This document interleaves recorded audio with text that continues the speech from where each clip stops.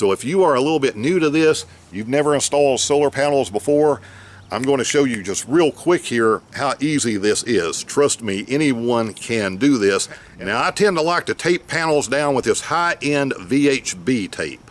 I have used this on other installs over the last 6 years. It has worked perfectly. I have been all over the country at highway speeds, in heat, in cold, and the stuff just doesn't let go. It is really, really good. So that is my preferred method. You may have crossbars on your luggage rack. You may want to do another installation method, and that is fine. The standard little Z brackets that they call them, and the VHB tape.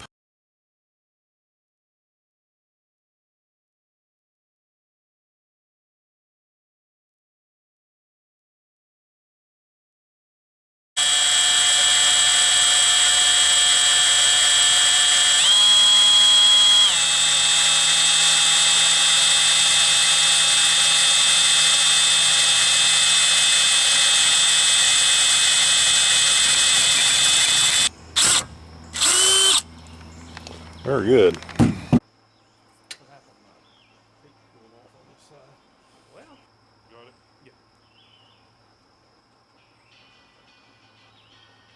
Oh, we wanted to clean the top of the car where the tape was going to go.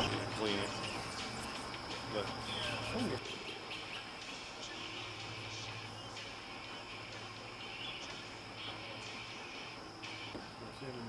wait a minute, I have one.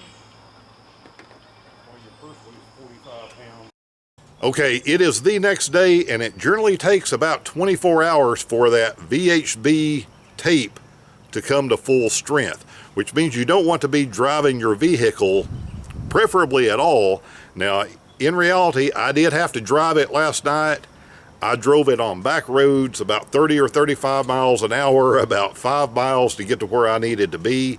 And I did that after only a couple of hours, and it was fine. Now, here we are about 24 hours later. This stuff is not going anywhere, even at highway speeds. There is one more step I'm going to do, which is adding this stuff. I need to give a quick shout out to today's sponsor, which are batteries made by Okmo. High capacity batteries, they make these in sizes all the way up to 400 amp hours. They have a bunch of built-in protection, including what I think is the most important one, which is built-in low temperature protection. And when I cut this, I'm going to cut this large enough to go completely over the brackets and have a little bit of space all the way around attached to the roof. This is going to basically make it waterproof for that VHB tape that's already on there.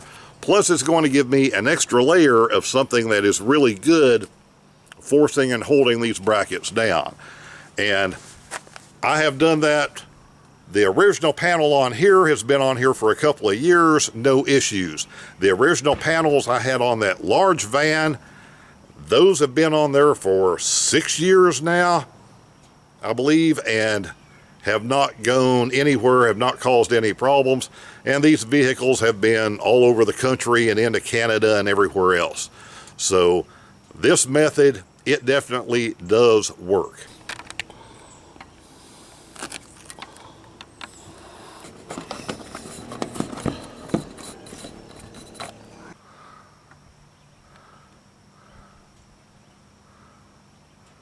So now, even on a moderately sunny day, during all of those peak hours, I'm going to be able to pull in 240 to 300 watts per hour.